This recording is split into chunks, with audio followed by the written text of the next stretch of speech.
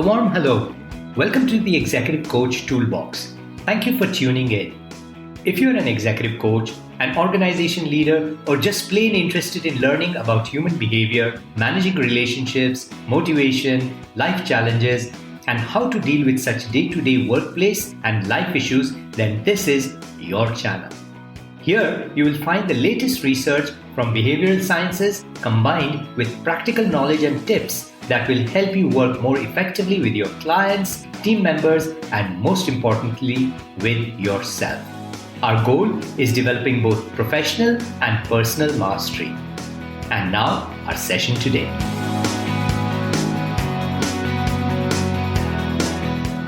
Preparing for Old Age, Part 2, Looking After Elders in the Family. Welcome to Part 2 of the series on preparing for old age. In Part 1, you and I looked at the importance of preparing for old age and what we could do at an individual level. In this episode, let's understand what an elder person goes through as they struggle with the dependencies created by age and how illness complicates this even further for both the elder and you, caregiver. As their primary caregivers, we'll explore some strategies that will help us manage the situation in an emotionally sensitive way. As a coach, you can use these insights to support your own clients who may be dealing with such life issues. So let's talk. As you know, most adult children, especially in Asian societies such as India, have elder parents living at home with them. In many cases, the family enjoys the benefits of a joint family with its ups and downs. However, increasingly, adult children are having to take care of aging parents who are not well, physically or emotionally. This could include elders who are bedridden for any reason or are suffering from difficult disorders such as Parkinson's or Alzheimer's and so on. The small size of our homes, managing other family members, and intense work schedules puts tremendous pressure not only on the adult caregivers but also the affected elderly person. Chronic illness, this means illness that are there for the long term, brings with it anxiety and related distress that not only affects the elder person but also their caregiver. And perhaps this means you. In addition, caregiver anxiety is probably most acute when the illness affects aging parents. And I know this because I've had to deal with this situation and managing this situation, or rather mismanaging this situation in my own case where I was looking after my mom. When an aging parent is ill, the primary caregivers, many times the woman of the house in our society, often have to adapt and cope with the stress associated with the treatment for ill person. In addition, they struggle to adapt with the illness itself. Further, caregiver anxiety is triggered each time the loved one has to face a medical procedure. Factors such as the grief associated with the illness, the loved one's suffering and fragility, the loss of control add to the level of caregiver anxiety. This situation does take a serious toll on the caregiver, your physical, mental health because of the incessant demands of the situation and of the elders involved. It also takes a toll on the spouse and the children of the primary caregiver. Sometimes the situation is without a long-term solution in sight. There is no chance of their getting younger. The medical condition is unlikely to get dramatically better. And most of all, one can't change the way the elder thinks and behaves. If you're caring for aging parents and some of this resonates with you, know that research calls what you go through as the caregiver burden. The caregiver burden. Caregiver burden is defined as the extent to which caregivers perceive their emotional or physical health, social life, or financial status to be affected by their caring for an elder. Not surprisingly, many of us are not prepared for such a situation, especially if it catches us unexpectedly, and my experience is that it often catches us unexpectedly. And you know what's the most tragic part, what's the hardest part of this is to see the parent whom we've always seen as a strong, independent provider change into a helpless, frightened, bitter, sometimes in pain, this type of a person. That's the hardest, not only on them, but also on us. In addition, one has to deal with the guilt about not being there enough, not doing enough, not being fair to one's job, one's own family. And then comes guilt about feeling angry and frustrated at one's own aged, loved parent. The fact that the parent has no problems about adding additional guilt does not help. So, in such situations that involve managing elders, one side of the coin is looking after the elder. But an equally important aspect, the other side of the coin, is managing the health and wellness of you, the caregiver. If you, as the primary caregiver, do not manage self-care, then you are at high risk of caregiver anxiety and fatigue. Caregiver burden can lead to compassion fatigue. The overwhelming and negative emotions in caregivers can hinder not only their ability to provide quality care, but can impact the relationship between the caregiver and the cared for elder. Now, this is very important. Listen to this. Research studies point to the high risk of depression amongst such caregivers. So, there is a high risk of depression amongst the person, the aged, the elderly who is suffering.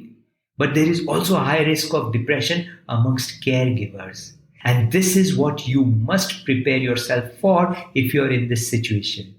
It is not something that you want when you're serving as the frontline resource of emotional and instrumental support for the elder.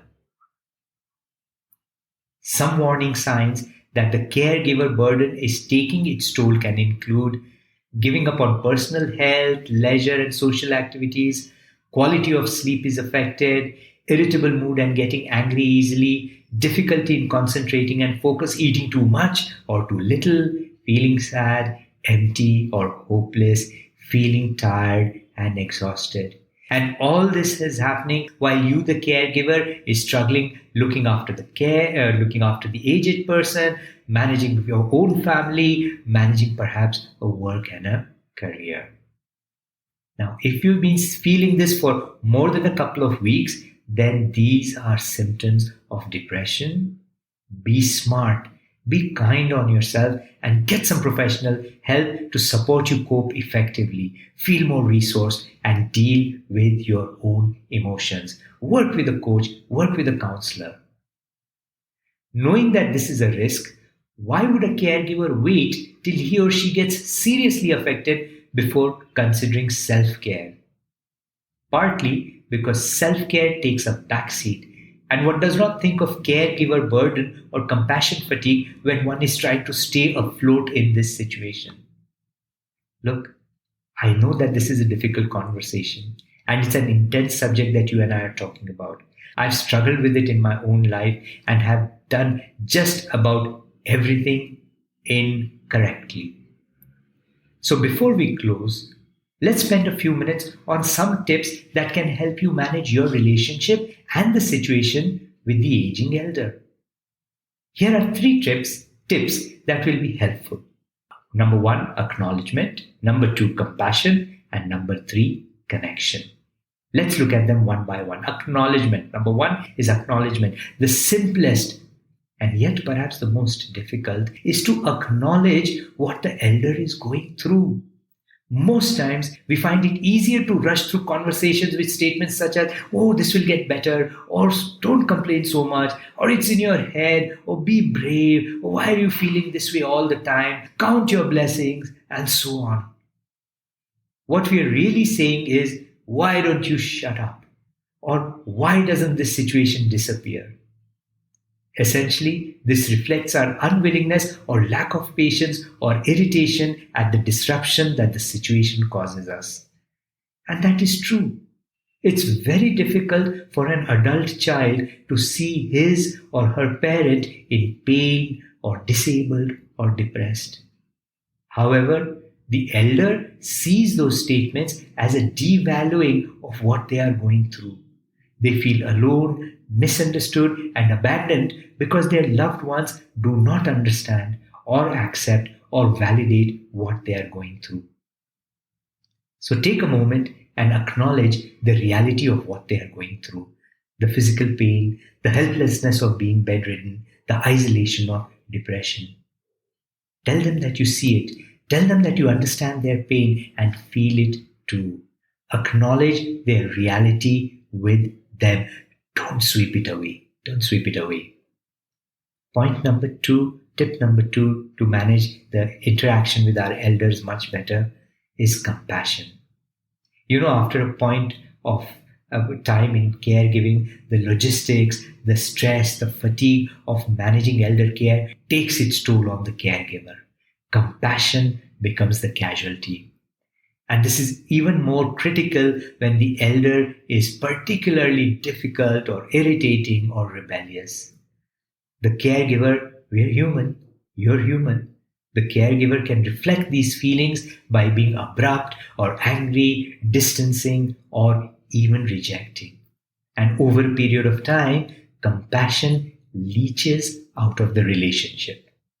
So bring back compassion by recognizing that the elder's behavior is a reflection of fear or an indication of how terrible they feel inside.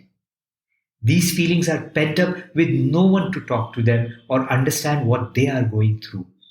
Now is the time for you to look at the elder and their situation with compassion and reflect this compassion in as many ways as you can.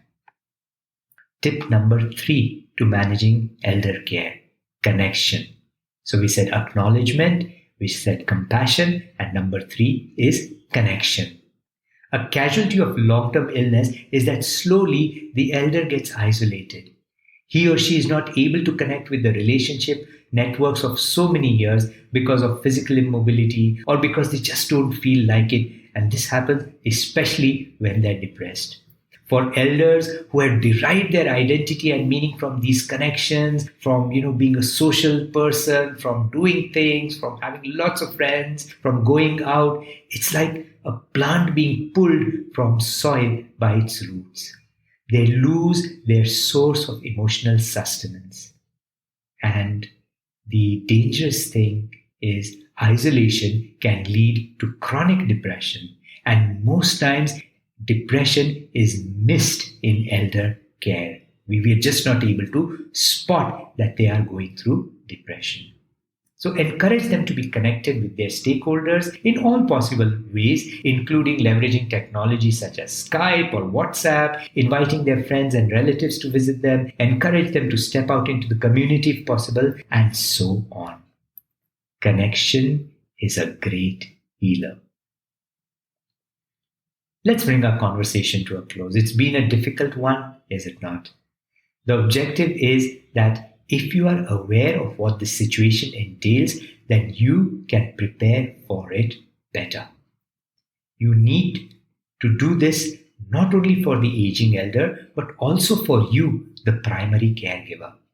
You don't have to make the last years miserable ones. You can make it a time of love and caring and compassion and joy despite the reality of whatever the elder is going through. God bless. Thank you for listening. Remember to subscribe to this channel. We want to hear from you, so please email us on coachtoolbox@gmail.com. We'd love to incorporate your feedback, suggestions, and experiences in future episodes. So let's meet soon in our next session.